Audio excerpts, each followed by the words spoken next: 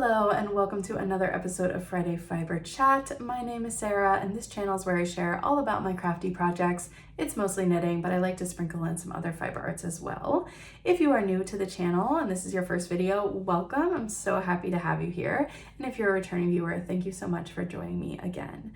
So Friday Fiber Chats are short form weekly videos that I post 3 times a month, and then once a month, usually at the end of the month, I have a long form sit down traditional knitting podcast. So today we are here to talk about my top 10 tips, which is hard for me to say for some reason, top 10 tips for newer knitters. So I thought I will tell you a little bit about my experience, how long I've been knitting, and then I will share my tips with you. So let's jump right into it. These are, of course, I should say, my own thoughts and opinions. I think probably every knitter would have different advice for a newer knitter, so this is just what came to my mind, but I wanted to share this with you. So I started knitting seriously, I would say, about 4 years ago. Actually, just over 4 years ago. I just had my knitiversary, and I have been like fully obsessed ever since I started. But before I started, I had tried to learn knitting multiple times throughout my life. Lots of different people tried to teach me, and it never stuck. So some of these lessons, these tips I'm going to share with you come from that experience, like what finally got it to stick for me. But yeah, I've been really loving knitting. I knit every day if I can. If there's a day when I don't knit, I'm sad. No, but you know what I mean.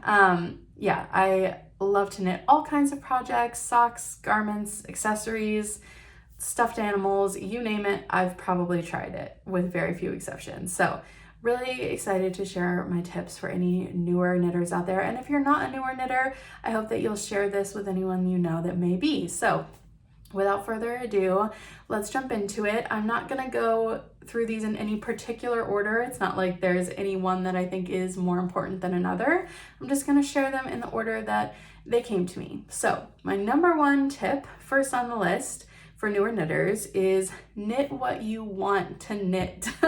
And I think this was pivotal for me in getting knitting to finally stick. I think a lot of times when you're starting out, people will tell you, oh, you need to knit like a garter stitch scarf, or you need to knit a pot holder, or you need to knit something really simple and basic. And I understand where that logic comes from. Like, yes, I do think probably you should start with like a swatch just to like learn the stitches. But the thing that finally got knitting to stick for me and sent me down this rabbit hole into this amazing community that I'm obsessed with was more complex projects. So I saw a pair of lace socks that I wanted to knit, all over lace socks, fingering weight yarn. And I just fell in love with them, and I thought I have to make those. And so I did, and that was the first ever knitting project that I actually finished. I had started scarves, I had started all kinds of simple projects, and I got bored on those projects and I lost interest. So, now today I could happily knit a garter stitch blanket and not lose interest because I've learned to love knitting. But at the beginning, it was really important for me to have projects that kept my interest. So I think this would look different for everyone. Maybe you want to knit a garter stitch scarf and that's the thing that you're so excited about, and that's amazing. Then that's what you should knit. But I tell this to everyone who wants to learn how to knit. Start with something that you're really excited to make, even if you think it might be too challenging for you.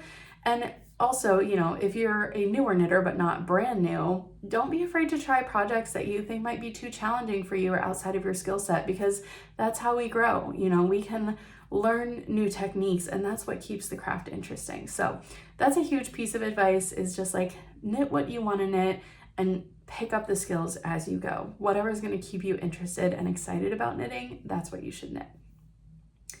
Number 2, don't be afraid of scary techniques. So this kind of follows on that. If I think a lot of things that get thrown out as being like too hard or too scary are things like brioche. I think that's a big one. A lot of people never try brioche knitting because it's too hard or too scary.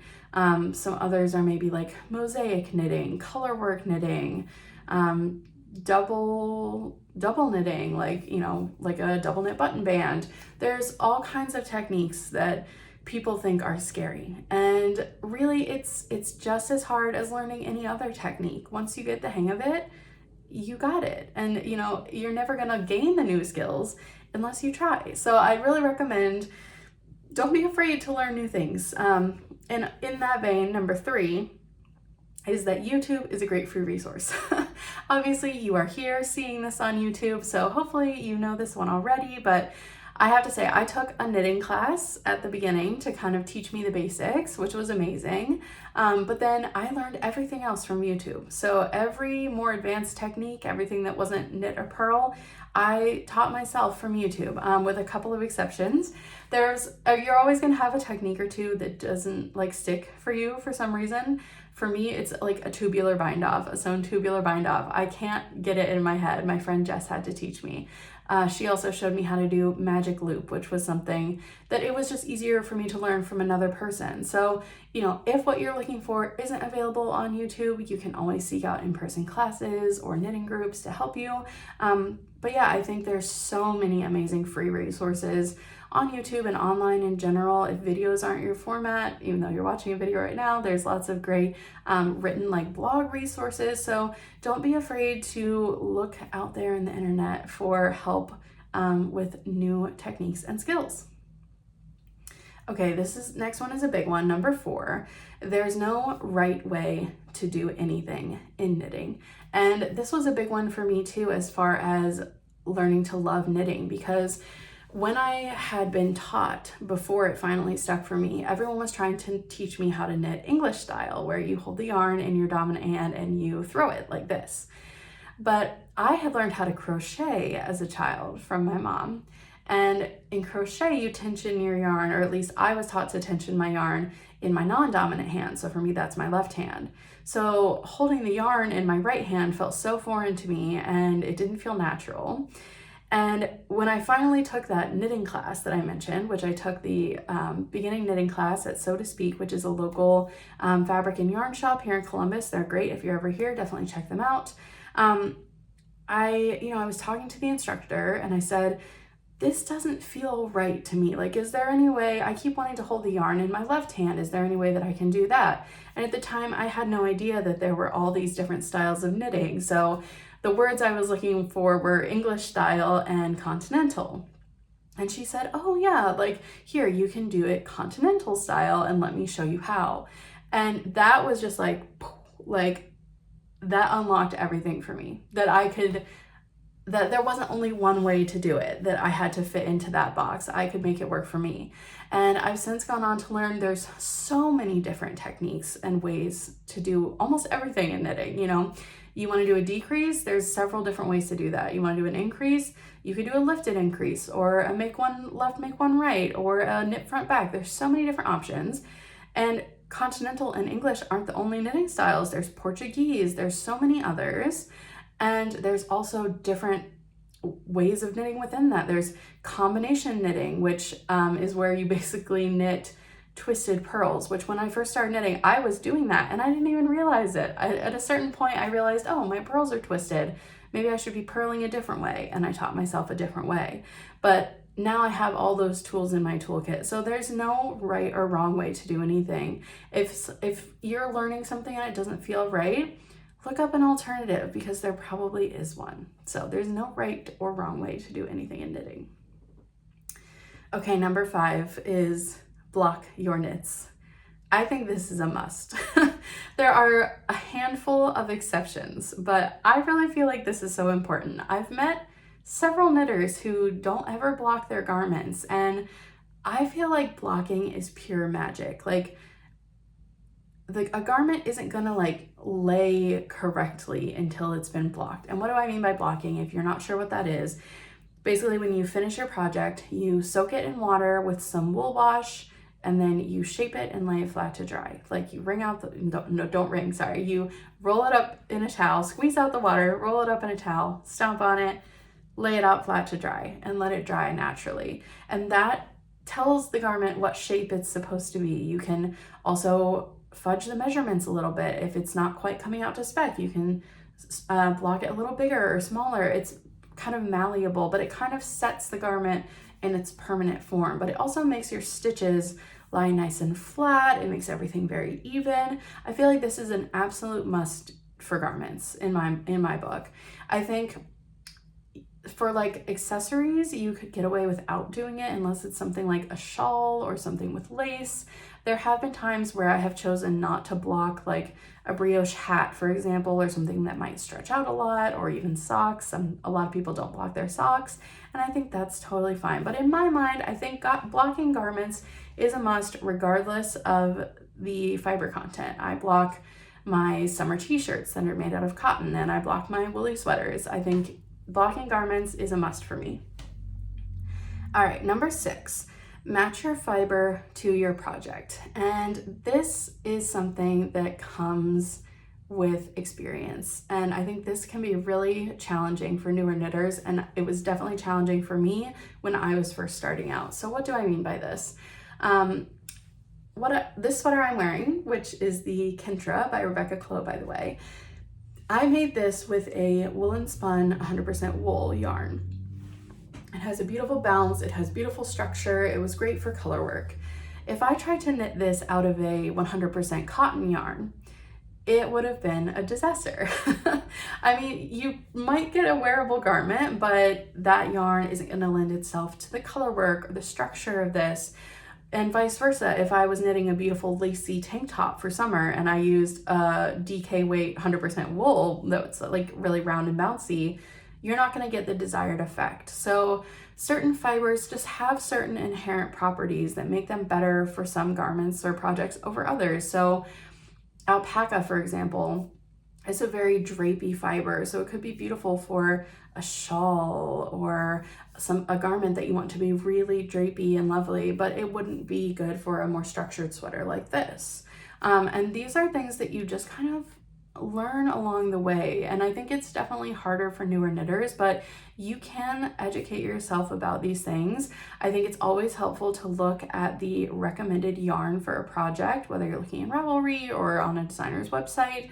And not to say that you have to use the recommended yarn. I almost never use the recommended yarn for a pattern, but you can look at that yarn. You can look it up on Ravelry, or you can look it up on online to see where the yarn is sold and look at the properties of it. What is the fiber content? Is it wool? Is it silk? Is it linen? And try and find something similar, and know that if it was designed with that fiber in mind, you're going to want to use something similar to achieve a similar effect. Now, if you want a different effect, definitely go for it. Feel free to experiment, but just something to think about as a newer knitter, because I definitely knit my fair share of projects earlier on that weren't a good match of yarn and pattern, and it can be kind of a bummer to get to the end of a project and realize that it's not quite what you wanted. So that's definitely something to keep in mind. Okay. Number 7 is find your style. So again, easier said than done. But I think what I really mean by this is in the knitting community, especially on like Instagram and Ravelry, the more you get into it, the more you'll see there are like a handful of very popular designers, like your Petite Knits and your My Favorite Things Knitwears and all of them. And I'm not here to say anything negative about those brands. They have some beautiful patterns and some really classic patterns. And maybe your style is super classic and that's amazing. But I would just encourage you to look outside of the mainstream, because there's so many amazing pattern designers out there doing some incredible stuff, and find your style. Like, there's a pattern designer out there for everyone. I would hope that you don't feel like pressured or like you need to like jump on the bandwagon of knitting the more simple popular designs if that's not your style. And if it is, that's amazing. And if it's not, there's tons of creative designers out there making stuff that's right up your alley. So yeah, follow people on Instagram, search styles that you like if you're into like dark academia or cottagecore or one of those trends, like fisherman fall or whatever it is, search those hashtags on Instagram, see if anyone is using similar hashtags for their designs. Yeah, there's all kinds of ways you can find inspiration. Follow other knitters that have a similar style to you. Look for people here on YouTube. And I think there's so much amazing like content out there for us to craft a personal style as opposed to maybe just knitting whatever is popular. And those things are fun to knit too, and maybe it's good to have a bit of both. I would say that's kind of where I land. I'm like, I love a super obscure design every once in a while, and I also love to knit what everyone else is knitting because there's something really fun about that too. But I would just encourage you to explore finding your own style within the knitting community. Okay, number 8, look for secondhand yarns. So I think especially when you're starting out, this hobby can be a little overwhelming. It can be expensive, especially at the beginning when you're investing in your tools and your yarn and patterns. It can be a lot all at once. And I know when I first started, I got so excited about yarn, and I had no stash at the time, and I just wanted to like collect yarn. So I did a lot of secondhand yarn shopping. There are some sites online that you can use. One I used to really like was called Yarn Birds, but I don't think she's actively updating the site anymore. There's Yarn Saver, which I will link below.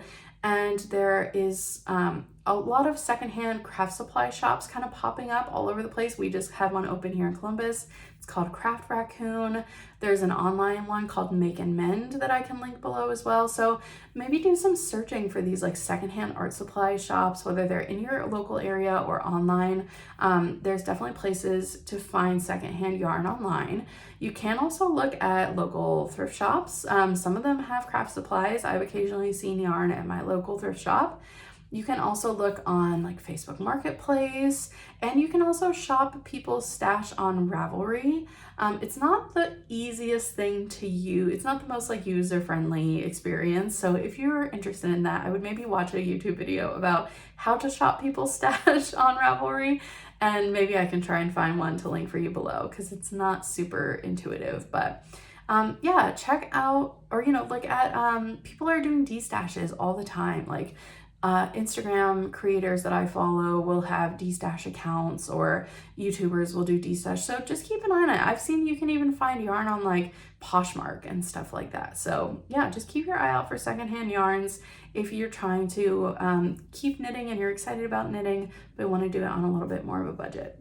One thing about secondhand yarns, you do want to be a little bit cautious about bringing them into your home to make sure that you're not bringing any little critters with them. So something I would recommend if you're bringing in secondhand yarns, put them in a Ziploc bag and put them in your freezer for like 1 to 2 weeks, just to be 100% sure that you're not going to get any little moth friends or anything in your house. So, but I have to say, I have been buying secondhand yarn for years and I have never had a bad experience. So something to consider.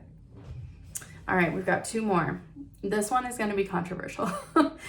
Okay, number 9 is you should swatch if you want to. I have mixed feelings about swatching. I don't like doing it. I mean, at this point, I've made hundreds of projects. I've made many garments, and I do not like to swatch. And I will tell you still, most of the time, I do not. But I think it's important to understand swatching and when it's important and when you can maybe skip it. So I'm not going to go into like extreme detail here, but I think the thing that's important about swatching is, and what you should understand about it, is what gauge is. So, it's not, a swatch isn't that helpful to you if you don't understand what you're looking at. So when we make a swatch, most patterns give your gauge in a measurement of 4 by 4 inches.